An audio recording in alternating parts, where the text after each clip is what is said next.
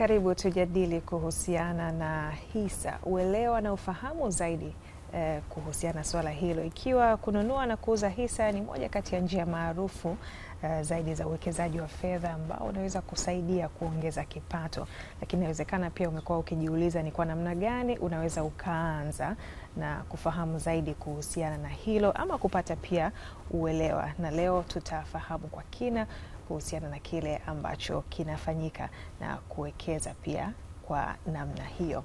Hapa studioni tunaye Benito Kiando ambaye ni mkurugenzi mkuu wa Benki ya Hisa na Hati za Dhamana hapa nchini. Karibu sana Benito. Asante. Karibu sana mkurugenzi. Asante sana. Lakini tukiondoka hapa tutaongeza kiwango cha hisa. Tutawekeza. Tunaye pia. Naona tumeamua leo tuifanye iwe ni mambo ya uchumi tu, yani tutatembea huko kwenye mambo ya uchumi. Jumatano ya uchumi. Kabisa. Tunaye pia Abbas Kimvuli ambaye ni mwekezaji wa hisa wa muda mrefu. Tutafahamu pia kutoka kwake kuhusiana hili. Karibu sana Abbas. Asante sana. Karibuni sana ndugu zangu. Shukrani. Asante. Tunasikia kuhusiana na hisa, tunasikia kuhusiana na uwekezaji wa namna hiyo, na inawezekana pia wapo ambao wanatamani kuwekeza huko, lakini hawafahamu kwanza ni kitu gani, ni kwa vipi kinaendeshwa ama kinafanya kazi. Pengine tuanze kwa tafsiri ya hisa. Tunapogusia hisa Benito, nini ambacho tunazungumzia? Asante sana mtangazaji. Hisa ni sehemu ya mtaji wa kampuni ambayo inamilikiwa na mwanahisa mmoja mmoja. Maana yake ni kwamba kama tuna kampuni ambayo ina hisa 100 kwa mfano, halafu kuna mwanahisa ambaye anamiliki hisa 10, tunaweza tukasema huyu mwanahisa anaimiliki hii kampuni kwa 10%. Kwa hiyo tunapokuwa tunaongelea masuala ya hisa, tunaongelea sehemu ya umiliki wa kampuni ambazo hii sehemu inakuwa inamilikiwa na wanahisa tofauti tofauti katika hii kampuni. Na katika haya mambo ya hisa inakuwa iko common kwenye makampuni ambayo tunasema ni public limited companies, makampuni ambayo yanamilikiwa na umma. Kwa hiyo kama ambavyo tumesema, mimi natoka soko la hisa Dar es Salaam, kampuni tanzu ambayo inaitwa CSD and Registry Company Limited. Ni kampuni ambayo inahusika na kutunza dhamana za hisa hapa nchini. Tunapoongelea dhamana, tunakuwa tunaongelea dhamana kwa upana wake. Ukiongelea hisa ni aina ya dhamana, ukiongelea hati fungani ni aina ya dhamana, ukiongelea hati fungani ya serikali pia ni aina ya dhamana. Kwa hiyo nyie mmeamua kujikita kwenye upande wa hisa peke yake, sio? Hapana. Hifadhi ya dhamana CSD and Registry Company Limited ni hifadhi ya dhamana nchini Tanzania. Zote. Kwa maana ya kwamba wawekezaji wote ambao wanawekeza kwenye hisa ambazo zimeorodheshwa kwenye soko la hisa la Dar es Salaam, taarifa zao zote zinatunzwa na hifadhi ya dhamana CSDR. Lakini pia unapokuwa unaongelea hati fungani za serikali, zile ambazo zinatolewa na Benki Kuu, zinatunzwa na Benki Kuu, lakini pia kwa sababu sisi ni soko la upili na sisi pia tunawajibika kutunza taarifa ya wawekezaji wote wa dhamana za serikali ili kuja kuwezesha pale ambapo wanataka kushiriki kwenye soko la upili kwa maana ya kuuza au kuendelea kununua zingine. Lakini pia tunahusika na kutunza hati fungani za makampuni. Wengi mlisikia hivi karibuni kuna Samia Bond, kuna Tanga Uwasa, kuna NBC Twiga Bond, kuna Azania Bond. Aina ya bondi hizi pia ambao wanatunza taarifa zote za hii hati fungani ni CSDR, hifadhi ya dhamana nchini Tanzania. Kwa tuna treasury bills ambayo ni hati fungani za serikali, treasury bonds hizi za makampuni na pamoja na hisa. Ni sahihi kabisa. Treasury bonds ni za serikali, treasury bills haziko listed kwa zile zinabakia tu Benki Kuu. Lakini treasury bonds ambazo ni za miaka 2 na kuendelea pia tunahusika kuzitunza. Katika uwekezaji wa hisa unafanyaje kazi? Asante. Ili uweze kuwekeza kwenye hisa, Mtanzania yeyote ambaye anataka kuwekeza kwenye hisa, kwanza ni lazima afungue akaunti ya uwekezaji. Ni sawasawa tu na vile ambavyo unakuwa unataka kuweka fedha benki, lazima ukafungue kwanza account. Ndipo uweze kuweka fedha kwenye hiyo account yako uliofungua. Kwa hiyo kwenye kuwekeza kwenye hisa ni lazima kwanza mwekezaji afungue account ya uwekezaji. Hii account ya uwekezaji anaifungua kupitia wapi? Namna ambavyo soko la hisa linafanya kazi kupitia kwa wakala wa soko la hisa. Wengine wanaita stock brokers. Kwa hiyo ili uweze kufungua account, unaweza kwenda kwa wakala wa soko la hisa, ukaweza kufungua account ya uwekezaji, halafu baada hapo ukaendelea na uwekezaji. Lakini pia siku hizi mambo yanakwenda kimtandao zaidi. Soko la hisa limekuja na ubunifu mkubwa, limekuja na kitu kinaitwa hisa kiganjani, DSE hisa kiganjani. Kwa hiyo mtu yoyote ambaye ana simu janja anaweza akafungua akaunti ya uwekezaji kupitia kwenye simu yake. Haitajiki kwenda moja kwa moja kwa wakala wa soko la hisa Dar es Salaam. Lakini pamoja na kwamba unafungua hiyo akaunti kupitia hisa kiganjani, bado utamchagua wakala. Kwa sababu mambo mengine yatakayofuata hapo baadaye ni lazima pia umuhusishe wakala. Na kuna sifa zozote ambazo mwekezaji anapaswa kuwa nazo ama ni hasa mfano mathalan kifedha ama kwa umri ama vigezo vyovyote? Asante. Mtanzania yeyote anaruhusiwa kununua hisa. Hata mtoto mdogo bado anaweza akanunuliwa hisa na mzazi wake. Na soko la hisa Dar es Salaam limetengeneza utaratibu ambao inaweza kufunguliwa ile akaunti ya uwekezaji niliyosema pale mwanzo, ambayo inaonyesha kwamba hii akaunti imefunguliwa sei na Hilda, lakini amefungua kwa sababu ya mtoto wake. Kwa hiyo tunasema ni ITF accounts. Kwa hiyo Mtanzania yeyote anaweza kushiriki kwenye kununua na kuuza hisa. Pengine tugusia basi kwanza, kwa upande wako safari ya uwekezaji hasa kwenye hisa ilianzia wapi? Mi safari yangu ya uwekezaji ilianza mwaka 2021 kwenye hisa, na sababu kuu ya kwanza kuwekeza ni kwa sababu mi nafanya biashara ambayo inahusisha sherehe, na tunakumbuka kipindi kile tuliingiwa na janga la corona na tukawekwa lockdown. Tulipowekwa lockdown manake nikawa sina income yoyote. Yes. Kwa hiyo baada ya kufunguliwa tulivyorudi sasa kwenye biashara tena, ndipo ambapo nikakaa na kufikiria kwamba hii lockdown ilikuwa ndani ya muda mfupi sana, lakini nikawa sina income. Ilipelekea paka baadhi ya gari zangu kuweza kuziuza. Nilivyorudi sasa ndo nikaanza kujifunza masuala ya uwekezaji, kwamba ninapofanya biashara sehemu ya faida yangu niiweke kwa ajili ya uwekezaji. Tunasema pay yourself first. Kitu ambacho watu wengi hatukifahamu. Tunapofanya biashara, tunapofanya kazi, hela yote tunayoipata tuna consume, tunaitumia. Tunakuwa hatuna hela kwa ajili yetu, kwa ajili ya baadaye. Kwa hiyo ndo sababu ambayo ilinifanya mimi nianze kuwekeza. Na ulianzia, yani unajua mara nyingi kunakuwa na ugumu kwenye sehemu ya kuanzia. Yes. Wewe ulianzia wapi? Of course huku kwenye mitandao, hasa kwenye Instagram, chochote unachokiangalia, utachokisearch ndicho ambacho watakuletea. Ukisearch mambo ya umbea watakuletea umbea kabisa. Yes, kwa hiyo wanakuletea vingi mambo ya umbea. Kwa hiyo yani kujua mtu ana search nini, wewe nenda tu kwenye search yake, vitu vitavyokuja pale ndio utajua kwamba huyu ndio vitu ambavyo anavipendelea. Kwa mimi nilivyoanza kusearch mambo ya kuhusu investment, nakumbuka nililetewa page ya mwalimu mmoja ambaye anafundisha masuala ya uwekezaji, nikaanza kufuatilia kwenye posti zake. Nikaona pale vitu vya uwekezaji, nikamtafuta, nikaomba consultation, nikamlipa, akaanza kuniambia sasa masuala ya uwekezaji. Ukamlipa kabisa? Yes, nilimlipa kwa sababu there's no free lunch. Kwa baada Tanzania wachache sana wanatafuta consultants wanalipa. Kiukweli ili uweze kupata matokeo ni lazima utafute wataalamu. Kwa nilimtafuta akanilipa. Baada ya hapo nikaanza kuletewa peji zingine. Kuna semina mbalimbali waga zinatolewa na platform mbalimbali, nikahudhuria, na huko ndiko nilikoenda kukutana na masuala ya hisa. Before nilikuwa nawekeza kwenye vipande. Safari yangu ilianzia kwenye vipande.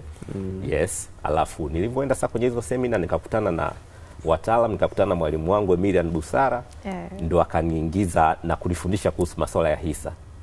Yes, nikaona ni kitu ambacho ni kizuri sana na Mtanzania yoyote anaweza akakifanya. Mimi zamani nilikuwa najua hisa ni kwa ajili ya matajiri. Umeelewa? Lakini nikaja kugundua ni kitu ambacho, kwa mfano sheria inasema unatakiwa ununue minimum hisa 10. Tuna makampuni ambayo bei ya hisa moja shilingi 140, 130. Kuna zungumzia kama 1500. Umeelewa? Ambao Watanzania wengi sana, wewe ni mwekezaji na unastahili kupata gawio, unastahili kushiriki kwenye mikutano ya wanahisa, unastahili kupiga kura. Kwa ni kitu ambacho Mtanzania yoyote anaweza akashiriki. Unakuta tuna kampuni kubwa sana ambazo zinafanya vizuri hapa Tanzania, bei zake unakuta shilingi 800.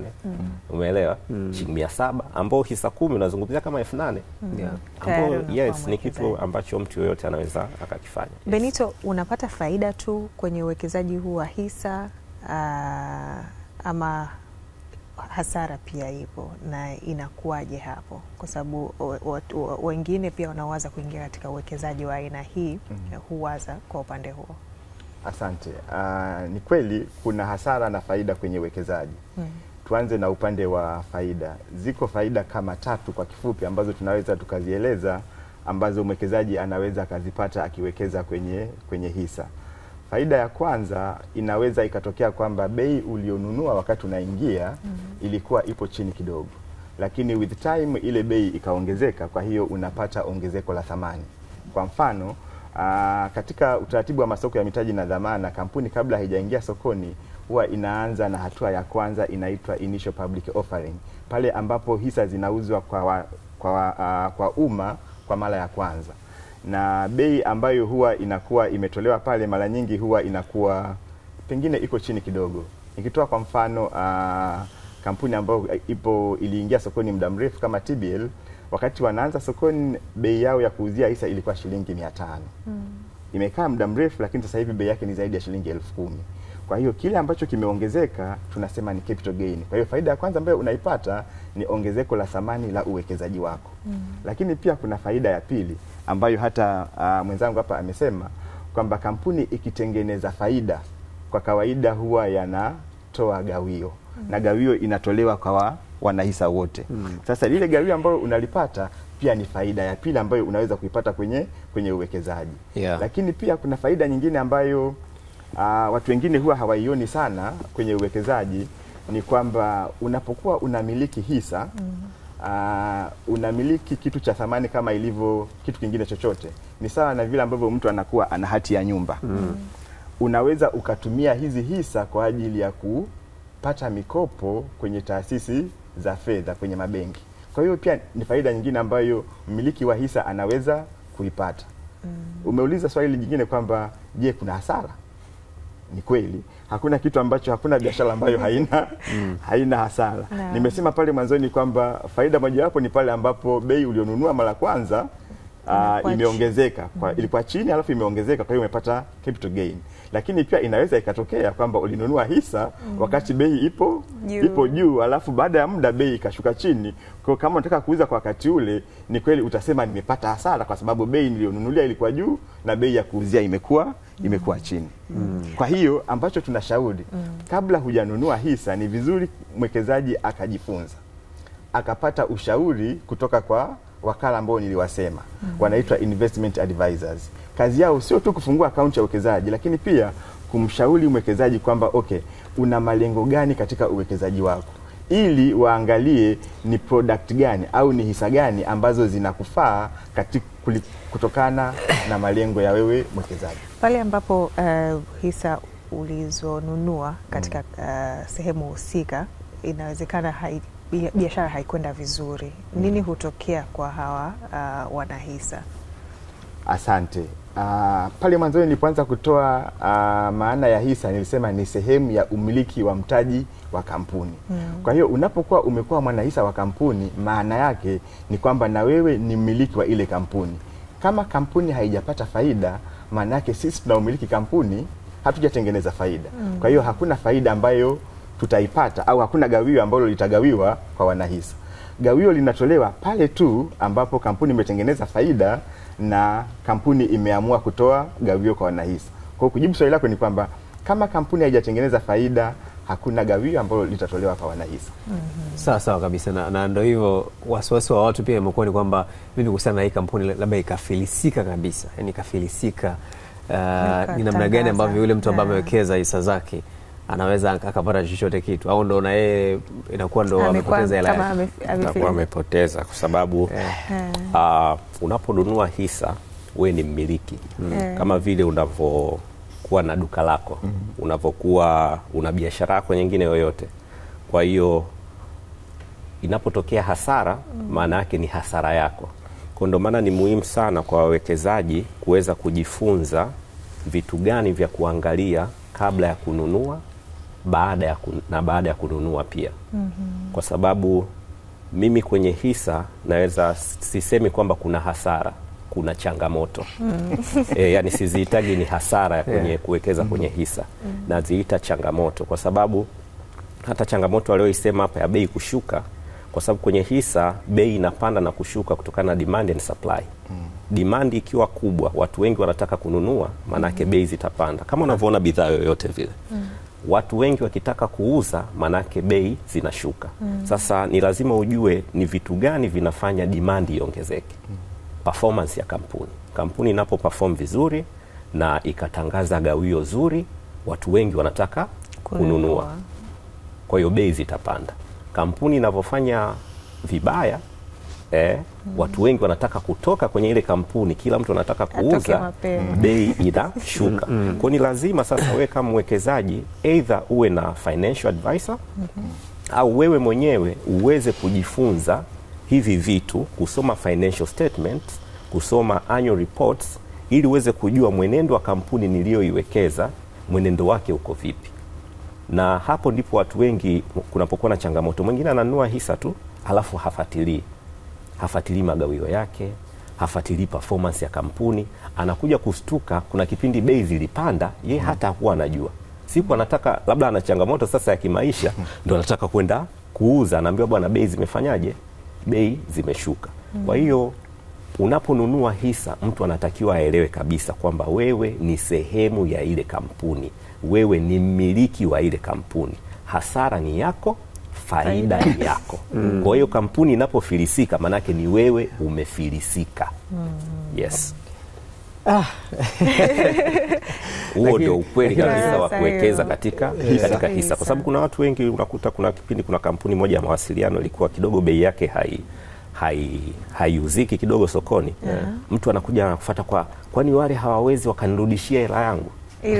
Wewe uliponunua hisa, manake ni kwamba naomba ridhaa ya mimi kuwa mmiliki, moja wa wamiliki wa hii kampuni. Na hapo swali tu la kilayman, yani mtu wa kawaida anaweza akafikiria, unajua ukiwa umenunua hisa ni kama umetunza hela yako mahali. Siku huyu mtu amepata jambo ambalo anahitaji hela, yani anahitaji kuchukua hela. Anaweza akachukua hela yake muda wote, mkurugenzi? Asante. Ni kweli kwamba pale ambapo mwekezaji kwenye kampuni amepata na changamoto halafu anahitaji kuuza hisa zake, anaweza kuuza wakati wowote. Lakini sasa kupata zile kuweza kuuza inategemeana na mwenendo wa soko, ambapo kuna wakati wanakuwepo wanunuzi na kuna wakati wanakuwa hawapo. Lakini pale ambapo wanunuzi wapo, namna ambavyo soko linafanya kazi ni kwamba ukinunua, ukiuza hisa zako leo, utapata fedha baada ya siku 3 za kazi. Inaitwa settlement cycle, ni T+3. Kwa hiyo mwekezaji anaweza kununua, anaweza kuuza wakati wowote, lakini inategemea mwenendo wa soko, kama demand na supply. Kwa hiyo hakuna ku-withdraw, yani kwamba now I need my money, yani kwamba sasa nichukue hela, lazima uuze, upeleke kwenye soko la hisa. Kabisa. Kutoka wewe, kwa sababu tumesema unaponunua hisa na wewe unakuwa ni mmiliki wa ile kampuni. Kwa hiyo unapotaka fedha inabidi uuze, unatoka kule ili mtu mwingine aweze kununua. Sasa vipi kama hiyo kampuni imeshaanza kuyumba, afu watu wanaogopa kuwekeza pale? Ndio hiyo changamoto sasa inapokuja. Kwamba changamoto yake mojawapo ni kwamba unaweza ukawa unataka kuuza, unataka kutoka, hakuna anayetaka kuingia. Umeelewa? Yes, kwa sababu hisa iko tofauti na huku kwenye vipande. Kwenye vipande fund manager ana wakati wote unapotaka kutoka, yeye anavinunua vile vipande, unatoka, anakupa hela yako unachukua. Kwa hiyo sasa changamoto mojawapo ambayo sipendi kuita hasara ni hiyo, kwamba ni lazima uweze kufuatilia mwenendo wa soko. Kwa hiyo kwa mantiki hiyo, kwa mantiki hiyo pia hata wakati unachagua sehemu ya kwenda kununua hisa, lazima pia uangalie na hali ya hiyo kampuni, biashara na nini na nini. Kabisa. Labda hapo unaweza kutupitisha vitu gani vya muhimu vya kuzingatia pale unapochagua kampuni ya kuwekeza hisa zako? Cha kwanza tunasema hii ni fundamental analysis. Tunasema kuna lazima ujue vitu vya msingi. Cha kwanza lazima uangalie kwanza, ujue hiyo kampuni inafanya biashara gani. Inafanya biashara gani? Kuna watu unakuta mtu anawekeza lakini hajui hii kampuni inafanya biashara gani. Lakini cha pili unatakiwa kuangalia management ya kampuni. ni nani ambao wanaongoza hiyo kampuni, uweze kujua weledi wao katika kuongoza hiyo kampuni. Lakini kitu chengine cha wanaipeleka wapi. Lakini pia kuangalia market share. Hiyo kampuni unaotaka kuwekeza ina market share kiasi gani kwenye hiyo sekta yake ambao wapo. Lakini baada ya hapo sasa utaingia kwenye financial statement, vitabu vya kampuni ambao sasa hivyo vitu vinakuwa ni vya kitaalam zaidi. Lakini kwa ushauri zaidi ndo wao kuna stock broker ambao wao wanafanya hii analysis yote kwa ajili yako, alafu watakushauri sasa, bwana, kutokana na malengo yako ya uwekezaji, mimi nakushauri bwana, wekeza kwenye kampuni hii. Kwa ni muhimu kabisa kabla ya kuwekeza uweze kupata ushauri. Yes. Au wewe mwenyewe sasa uweze kujifunza. Mimi nilijifunza mwenyewe nilipotaka kuingia kwenye kuwekeza katika hisa, nikaamua kutenga muda wangu kujifunza. Yes. Ukapata kwanza elimu afu ndio ukaingia. Yes, nilianza kidogo. Nilianza kwanza kupata ushauri wapi niwekeze. Nikaanza kuingia kidogo.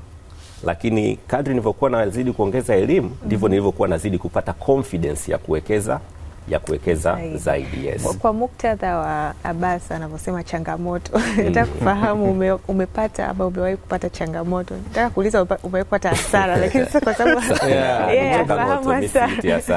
hasara pale mpaka pale unapoamua kuuza ndio unakuwa umepata hasara. Lakini la sivyo unakuwa umepata hasara kitabu.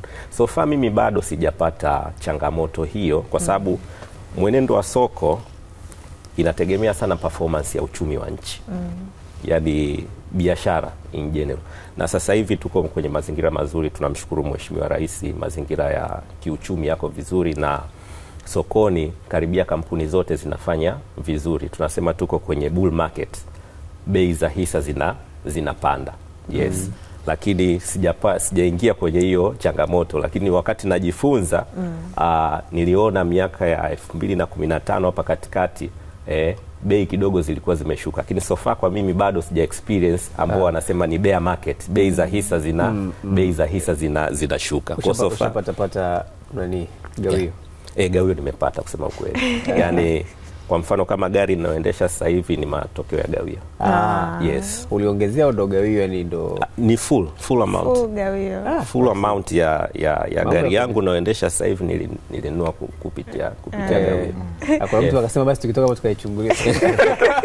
Yes, na kampuni magawio naongezeka. Nakumbuka gawio langu la kwanza lilikuwa shilingi 36. Sasa hivi nimepokea shilingi 65 kwa kila hisa. Na kampuni inawekeza tena. Na hiyo ni hela ambayo unawekea kwenye akaunti yako moja kwa moja. Moja kwa moja inaingia. Alafu hisa zako zinabaki pale. That's passive income tunasema. Yaani kipato ambacho hakikuhitaji wewe. Lakini faida ni kubwa zaidi. Faida zipo. Bwana, kwenye biashara lazima urisk. Benito, wakati gani mzuri zaidi wa kuwekeza? Kama kuna miezi ama muda ambao mnashauri? Asante. Wakati mzuri wa kuwekeza kama ambavyo mwenzangu hapa amesema, inatakiwa uangalie mwenendo wa kampuni. Kwa hiyo hakuna muda ambao tutasema miezi hii ndio miezi mizuri ya kuwekeza, lakini itategemeana na mzunguko wa kampuni, kwa sababu kuna makampuni ambayo yanafunga mahesabu mwezi Disemba. Mengine yanafunga mahesabu mwezi Machi. Sasa kwa kawaida kampuni huwa ikifunga mahesabu, ikisha kaguliwa huwa kuna kuja kipindi cha kutoa gawio. Wanafanya mkutano mkuu wa mwaka wa wanahisa wote, halafu wanalipa gawio. Sasa kipindi ambacho gawio limetangazwa, kwa kawaida bei huwa zinapanda. Kwa nini zinapanda? Kwa sababu wawekezaji ambao wako nje wanataka wanunue ili waweze kupata lile gawio. Na baada ya gawio kulipwa, kwa kawaida mara nyingi huwa inatokea kwamba bei ya hisa ya hiyo kampuni inaweza ikashuka kidogo. Kwa sababu mahitaji sasa sio makubwa sana, wameshalipa gawio. Kwa hiyo naweza kusema kipindi ambacho kampuni imeshalipa gawio kinaweza kikawa ni kipindi kizuri kwa mwekezaji kuweza kununua hisa. Na kuna principle ambayo tunaisema kwamba wakati unataka kuwekeza, nunua pale wakati bei ya hisa zipo chini, imeenda chini. Na wakati wa kuuza, kama unataka kuuza, basi uuze wakati bei imepanda juu. Ndio. Sio unanunua wakati bei ya hisa ikiwa juu. Yes. Sawa, mkurugenzi, tutakuja kuendelea. Nafikiri tuna enjoy na kujifunza mengi. Kabisa. Kama ni faida za kuwekeza kwenye hisa tumezisikia, changamoto pia tumezisikia, lakini pia mambo ya kuzingatia kabla hujawekeza tumeyasikia. Lakini tunafahamu kwamba sasa tuko kwenye ulimwengu wa digital. Mambo mengi yanafanyika kidijitali, na hata wewe unaweza ukafanya uwekezaji wako bila kutoka hapo kufunga safari kwenda kwenye ofisi ukanunue hisa. Unaweza ukatumia tu simu yako ya mkononi na ukanunua hisa hapo hapo. Na hilo hebu tuangalie sasa namna ambavyo pia biashara hii imerahisishwa. Mkurugenzi, mtu anaweza vipi akiwa tu amekaa nyumbani, ana simu yake ya mkononi akanunua hisa, akawekeza kwenye hisa? Asante sana. Kama nilivyosema awali ni kwamba soko la hisa limekuja na ubunifu mkubwa kwa ajili ya kuwasaidia Watanzania popote pale walipo. Ili mradi tu ana simu janja anaweza akaingia kwenye ununuzi wa hisa. Na ambavyo inakuwa ni kwamba ipo DSE hisa kiganjani ambayo inapatikana kwenye mifumo ya simu zote. Kwa hiyo mwekezaji ambaye anataka kununua hisa na hajawahi kufungua akaunti ya uwekezaji anaweza download hii application ya hisa kiganjani. Baada ya hapo atafungua akaunti. Wakati wa kufungua akaunti, soko la hisa linafanya tunasema KYC, know your client. Lazima tuna verify taarifa ambazo unazo pamoja na NIDA. Kwa hiyo kuna maswali ambayo utaulizwa. Ukisha kuwa umeverify na NIDA na akaunti ya uwekezaji ikafunguliwa, mwekezaji anaweza akaendelea kununua hisa ambazo anazihitaji. Kuna viambata vyovyote ambavyo anapaswa kuwa navyo mbali na namba ya NIDA? Hapana. Katika uwekezaji ukishafungua account ni kama vile kwamba ili mtu uweze kuwa na simu ni lazima afanye verification na NIDA. Kwa hivyo tunafanya pia kwenye kufungua account za uwekezaji. Lakini baada ya kuwa na account ya uwekezaji ni kama vile umefungua account ya benki. Kwa ni wewe kwako sasa kuweza kuweka fedha kwenye ile account, na kwenye mambo ya hisa tunasema sasa ni wakati wako wa kuweza kununua hisa ambazo umeamua kuzinunua. Abbas, awali ulitueleza wakati unafanya uwekezaji tayari ulikuwa umekuwa na kipato ambacho kilikuwa endelevu. Wapo vijana wengi wakati huu katika makundi tofauti, wapo ambao tayari wanapata kipato endelevu, lakini wapo pia ambao wengine wanajitafuta. Unawashauri nini hasa kwa ambao wanataka pia kuingia katika uwekezaji huu wa hisa? Sawa, mimi ninachoweza kuwashauri vijana wenzangu hasa ambao tayari wapo kwenye kutengeneza kipato, cha msingi waweze kujilipa. Pay yourself first. Hiyo ni siri ambayo ili uweze kufikia kwenye utajiri ni lazima uweze kujilipa. Sehemu ya mapato yako tenga kwa ajili ya kesho yako. Kwa hiyo unaweza ukatenga kuanzia 20% na kuendelea kwa ajili ya mimi hii na hifadhi kwa ajili ya kuwekeza ili uweze kupata passive income, kwa sababu kuna leo na kesho. Mimi nilijifunza in a hard way tunasema. Niliweza kupoteza source of income kwa muda mfupi tu, lakini maisha yangu yakawa yameenda ndivyo sivyo. Lakini sasa hivi nashukuru, hata biashara zangu zisipoenda vizuri, kuna sehemu huko ambapo napata gawio ambalo linaweza likaendesha maisha yangu. Kwa hiyo watu wengi sana, vijana wengi utasikia kwamba ukiwaambia mambo ya kuwekeza, kule napata return ndogo, napata faida kidogo, naweka napata 10%, 15%, 20%. Wakati ningeiweka kwenye biashara mzunguko ungekuwa mkubwa. Lakini hii ichukulie tu ni kwa ajili ya kesho yako. Na kitu ambacho nimekuja kujifunza, duniani hakuna tajiri ambaye hamiliki hisa. Hayupo. Wote wanafikia kina Elon Musk. Ukichagua kutomiliki hisa umechagua umaskini. Umechagua umaskini. Ili uwe tajiri ni lazima umiliki hisa. Na ni sehemu ambayo unapata passive income. Uhitajiki wewe kutoka kwenda kufanya kazi. Mimi napata gawio kutoka kwenye benki moja kubwa sana hapa Tanzania, the most benki yenye asset kubwa. Mimi siendi kazini pale. Lakini kila mwaka Juni hapa tumetoka tarehe 2 tu kuna kahela kameingia. Kwa mimi ninavyoona foleni zimepanga, yani nikienda benki nikiona watu wamepanga foleni na furahi ndani ya moyo wangu. Wateja wangu na nikiona financial statement faida imeongezeka, mimi nafurahi. Lakini siendi pale ofisini. Na gawio linakuwa la kila mwaka au kila mwezi? Gawio inategemea. Kuna baadhi ya kampuni sema sasa hivi zote zinatoa mara moja kwa mwaka, lakini zamani kuna baadhi ya kampuni zilikuwa zinatoa mara 2 kwa mwaka. Lakini sasa hivi ni mara moja kwa mwaka. Unavyoona vile wateja, lakini pia hata ukimuona mkurugenzi mkuu. Hata nikimwona CEO kazi wangu. Mfanyakazi wangu. Kwa hiyo vijana wengi tujitahidi kuelekeza nguvu zetu katika mali ambazo zinatengeneza kipato bila ya sisi uwepo wetu kuwepo, kwa sababu tunavyozidi kwenda mbele tunazidi kuwa watu wazima. Yes, itafika kipindi huwezi tena kuajiriwa, itafika kipindi huwezi tena nguvu zimeisha. Kwa hiyo uelekeze kipato chako kwenye mali ambazo yani sio tuwezi kuajiriwa, hata ujasiri tu wa kuchukua vitu vyako kama mkurugenzi hapa, labda tuseme labda angekuwa anatafuta ajira, ujasiri tu wa kwenda bana naomba kazi. Bora hata sisi kidogo vijana unaweza ukasema naomba kazi. Kwa hiyo kama ulivyosema kuna umri, jinsi umri unavyozidi kwenda kabisa kidogo mambo yanakuwa magumu. Lakini yote haya wakati mwingine yanakuja kwa taarifa hizi kuwafikia walengwa wananchi na kuzifahamu. Mathalan katika kutoa elimu kwenu mnafanya nini kuwafikia zaidi na kuwajuza kuhusiana na fursa hizi? Asante sana. Mojawapo ya majukumu ya soko la hisa ni kutoa elimu kwa Watanzania wote, na soko la hisa limekuwa likitoa elimu kwa kadri inavyowezekana. Kwanza tumekuwa hata hapa nilipo sasa hivi ni sehemu mojawapo ya kutoa elimu kwa Watanzania. Darasa la bure kabisa.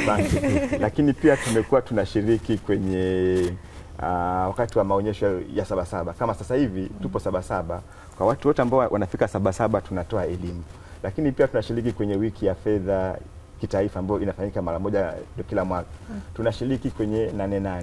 Sehemu yoyote ambapo kuna mkusanyiko, soko la hisa Dar es Salaam pamoja na kampuni tanzu SSDR huwa tunakuwepo kwa ajili ya kutoa elimu. Lakini pia tuna shindano kwa wanafunzi ambalo linaitwa DSC Scholar Investment Challenge. Ni shindano ambalo linashirikisha wanafunzi wa vyuo vya elimu ya juu. Tunajaribu kuwafundisha namna ya kuwekeza kwenye masuala ya hisa. Na hili shindano huwa linafanyika pia mara moja kila mwaka. Kwa hiyo utaona kwamba soko la hisa pamoja na kampuni tanzu ya SSDR tumekuwa tunashiriki sana katika kutoa elimu kwa Watanzania. Basi kwako pia, kwa sababu wakati mwingine watu ambao tayari wamekusha gundua hizi mbinu kuzitoa inakuwa sio rahisi. Kwako mimi binafsi yangu na page kabisa ya Instagram ambayo inaitwa Uwekezaji katika Hisa, ambapo ukinifollow huko huwa nazungumzia elimu hii naitoa kwa watu, kwa sababu kama unavyosema ni elimu ambayo watu wengi hawana. Mimi nilikuwa naisikia zamani kwenye taarifa ya habari, ulikuwa unaona hisa zimepanda, hisa zimeshuka, lakini nilikuwa sijawahi kupata elimu sahihi kabisa ya jinsi ninavyofanya kazi. Kwa mimi na peji ambayo inaitwa Uwekezaji katika Hisa, na sasa hivi kuna pia wahamasishaji wengi ambao wanazungumzia hivi vitu. Kwa hiyo tunafurahi watu mwenendo unaenda vizuri. Hata taarifa ukizipata kutoka kwao, CDS account zinazofunguliwa kwa sasa zimekuwa zikiongezeka siku hadi siku. Kwa hiyo elimu imekuwa inawafikia Watanzania kwa sasa. Na tunajitahidi kuendelea. Na wewe baada ya kulearn in a hard way kwa kutoa elimu pia kwa yani sipendi nione kuna wenzangu tena wanapata hiyo changamoto, kwa sababu tuna watu wengi sana. Watu wengi sana unakuta alikuwa labda ana ajira nzuri, anakuja na staff, anaishi maisha magumu, lakini kumbe angeanza kujiwekeza muda mrefu, kwa sababu kwenye uwekezaji rafiki yako ni muda. Kama hapa ulivyosikia TBL ilianza shilingi 500, leo ni shilingi 10,000. Lakini gawio lao walilolipa au wanaloenda kulipa ni 537 kwa kila hisa. Kwa hiyo imagine ulijenga nyumba ya milioni 10 alafu unaenda kupokea kodi ya milioni 10. Sijui umenielewa? Ulijenga nyumba tena unaenda kupokea kodi zaidi ya milioni 10 kwa sababu ulinunua hisa moja shilingi 500. Sasa hivi unalipwa gawio shilingi 537. Huku uwekezaji wako umepanda thamani kutoka shilingi 500 kwa kila hisa mpaka 10,400 kwa kila hisa. Kwa ni kitu ambacho ni long term investment. Yani tusifikirie kama ni kitu ambacho kinatunufaisha leo. Kuna makampuni mengi sana, hatuwezi tu tukayazungumzia yote ambayo yamefanya vizuri na watu waliowekeza kwa muda mrefu wanapata faida nzuri sana. Sawa. Yes. Sasa kuna hili ambalo wengine wanadhani ukishajipata katika hisa fulani ambazo umenunua, mfano wa basi, utaachilia pale. Mtu anaweza bado akapata nafasi ya kununua endapo yule ambaye tayari ameshanunua hata uza. Hilo linawezekana? Hapana, ni kwamba baada ya kuwa kampuni ipo sokoni, hisa zinakuwa ziko mikononi mwa wanahisa. Kwa hiyo kama kuna mwingine anataka kununua hisa, ni lazima awepo mtu mwingine upande mwingine ambaye anauza. Kwa kama hakuna, kama basi hataki kuuza, huwezi ukazipata unless labda sasa kampuni ilete hisa zingine. Ina maana kampuni inahitaji mtaji zaidi. Inahitaji mtaji. Kwa hiyo kuna kampuni ambazo zimefikia hatua hazihitaji tena mtaji. Yes, kwamba hisa zilizopo mpaka sasa hivi unakuta labda hata wakiissue tuna kitu tunaita right issue, ambayo hiyo sasa wanapata nafasi wale wanahisa wenyewe. Yaani kwamba sisi wanahisa tunaiongezea kampuni yetu mtaji. Kwa hiyo inaitwa right issue. Kwa so far mpaka sasa hivi bado hakuna kampuni ambayo ina hisa tayari alafu ikaleta hisa zingine kwa ajili ya wanahisa wapya mpaka wamiliki wao. Yes, kwa hiyo inaweza ikatokea kipindi unataka uingie lakini hakuna anayetaka, kila kampuni anataka kutoka. Sasa inakuwaje hapo? Kinachopelekea hapo sasa ni kwamba wewe ambaye unataka kuingia utakuwa unaongeza bei, kwamba nipo tayari kununua kwa bei kubwa zaidi. Kwa hiyo inaweza ikatokea kwa ile bei ambayo sasa ikamshawishi aliye nayo hizo hisa akaweza kuuza. Ndio maana tunasema soko linategemeana na demand and supply. Kwamba unapokuwa na soko la hisa huwa halipangi bei ya hisa. Anaipanga bei ni wauzaji. Soko la hisa lina kanuni tu kwamba hii bei inaweza ikapanda mpaka hapa na ikashuka mpaka hapa. Lakini wanaopanga bei ni wanunuzi. Kwa mimi nikienda sokoni kama nataka hisa ya kampuni fulani, naona inafanya vizuri na inauzwa kwa shilingi pengine tuseme 1,000. Lakini hakuna ambaye anauza. Kwa nitasema mimi niko tayari kununua hata pengine kwa shilingi 1,150. Ili uone kama kuna ili nivutie muuzaji aweze kuuza. Ndicho kinachotokea sokoni. Hasa ukutana mtu ambaye amenogewa kama basi. Sasa soko uzuri limetupa nafasi. Kama alivyosema, soko lina kanuni kwamba inaweza ikapanda mpaka maximum hapa. Lakini pia mnaweza mkaongea nje ya soko ambayo tunaita ni block trade. Kwa mfano labda bei ya kampuni fulani mwisho kupanda labda ni 850. Kwamba sheria inasema kwamba kwenye normal board huwezi ukauza zaidi ya 850. Lakini soko pia limetoa nafasi kwa mtu ambaye wanaweza wakaongea nje ya soko.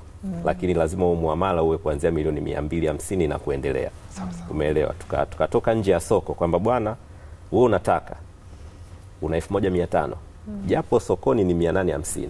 Lakini kama unataka 1,500 nikuuzie, tunaweza tukauziana nje ya soko. Lakini kama pia hakuna mtu anayetaka kutoka, unaweza usipate hizo hisa za hiyo kampuni unaotaka. Lazima awepo mtu anayeuza ili wewe uweze kuingia. Yes. Sawa. Tumalizie, maana nafikiri tumepata vya kutosha kuhusiana na uwekezaji kwenye hisa. Tumalizia basi, kisha mkurugenzi, lipi la kuambia watu sasa kuhusiana na uwekezaji huu? Kwa sababu watu wengi wamezoea kuwekeza kwenye biashara, kuzungusha hela, hela ingie kwenye mzunguko, lakini kuna huu uwekezaji ambao kama ulivyotuambia kwamba ili uwe tajiri, ama hakuna tajiri ambaye hajawekeza kwenye hisa. Kweli. Naam. Kwa kumalizia, mimi cha kumalizia naweza nikasema tu Watanzania wenzangu tuendelee kushiriki kwenye haya masoko, hasa katika uwekezaji katika hisa, kwa sababu tumekuta sasa hivi kampuni nyingi zinatengeneza faida, zinatoa magawio mazuri, lakini wengi wanaofaidika ni foreigners, watu wa nje. Sisi watu wa ndani tumekuwa hatufaidiki sana. Kwa hiyo tuendelee kuwekeza ili tuweze kumiliki hizi kampuni zetu sisi wenyewe. Yes. Shukrani sana mkurugenzi. Asante sana. Nashukuru. Uwekezaji ni jambo moja, na napenda hapa ni waasi wa Tanzania wenzangu kwamba wale wote ambao wameshiriki kuwekeza kwenye hisa ni vizuri, wamefanya jambo jema la kuwekeza, lakini wafanye zaidi kwenye kufuatilia uwekezaji wao. Kuna changamoto kubwa ambayo ipo kwenye masoko ya hisa na kwenye makampuni ambayo yapo sokoni. Kuna kitu kinaitwa unclaimed dividend, magawio ambayo hayajachukuliwa. Sasa haya magawio ambayo hayajachukuliwa yanakuwepo kwa sababu wawekezaji kwenye hayo makampuni hawajafuatilia uwekezaji wao. Wakati mwingine huwa inatokea kwamba mwekezaji alinunua hisa za kampuni, wakati ananunua pengine kipindi kirefu cha nyuma, pengine hakujaza benki account ili aweze kulipa kwenye akaunti yake. Kwa hiyo kama kampuni haina benki account ya mwekezaji, watashindwa kukulipa. Lakini pia kuna wawekezaji wengine ambao wanakuwa hawana namba za simu. Kwa hiyo tunaomba wawekezaji kwenye makampuni waweze kuhuisha taarifa zao za mawasiliano. Lakini pia kuna changamoto nyingine ambayo huwa inatokea kwenye familia, kwamba anaweza kawa ni baba au ni mama ameingia kwenye hisa na amefanya lile jambo kwa siri. Ikitokea kwamba huyu mtu kwa bahati mbaya pengine amefariki, familia inakuwa haina taarifa kwamba kuna uwekezaji ulifanyika kwenye kampuni fulani. Kwa hiyo kama kampuni inataka kulipa gawio, utakuta akaunti ya yule mwekezaji pengine iko dormant, imefungwa. Watamlipaje? Kwa hiyo ni vizuri tunapofanya uwekezaji pia tutoe taarifa kwa wenzi wetu au kwa familia, ili pale ambapo inatokea kwamba haupo, wanaobaki nyuma waweze kufuatilia. Na kwa hii fedha ambayo inakuwa haijachukuliwa gawio, inarudi ama itasalia hapo? Uzuri kwenye mambo ya hisa, ile fedha haiwezi ikapotea. Itaendelea kubakia hapo hapo kama unclaimed mpaka mtu yule ambaye anaweza kuichukua aje kuidai, yani mwekezaji aje kuidai.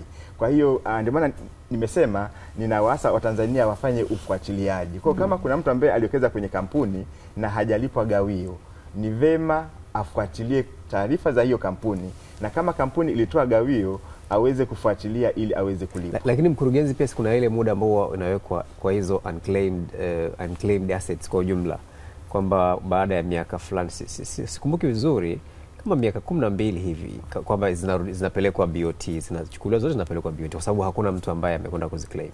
Asante. Hiyo umeongelea Benki Kuu ni kwenye masuala ya kwenye commercial bank, kwenye mabenki. Lakini kwenye hisa bado hatuna sheria ambayo inasema unclaimed dividend ichukuliwe ipelekwe kwenye taasisi fulani. Kwa taratibu wake ni tofauti. Kwa taratibu wake ni tofauti. Na Wizara ya Fedha imekuwa ikilifanyia kazi hili jambo. Tunaamini kwamba baada ya muda mfupi watakuja na kanuni kutuelekeza unclaimed dividend zifanyiwe namna gani. Zifanyeni. Kwa hiyo mnakuwa mnabaki nazo tu. Zinabaki. Zinasubiri wawekezaji wake. Asante sana. Tunawashukuru sana kwa elimu hii ambayo mmetupa kuhusiana na hisa, na bila shaka pia umenufaika katika hili. Tumezungumza hapa na Benito Kiando ambaye ni mkurugenzi mkuu Benki ya Hisa na Hati za Dhamana nchini, CSDR. Asante sana. Tulikuwa pia na Abbas Kimvuli ambaye ni mwekezaji wa hisa wa muda, na ametupa uzoefu wake pia wa namna ambavyo anafanya. Asante sana Abbas. Tukitoka hapa tunaenda kuomba lift na gari ya hisa. Naam. Tunashukuru sana. Endelea kufuatilia UTV.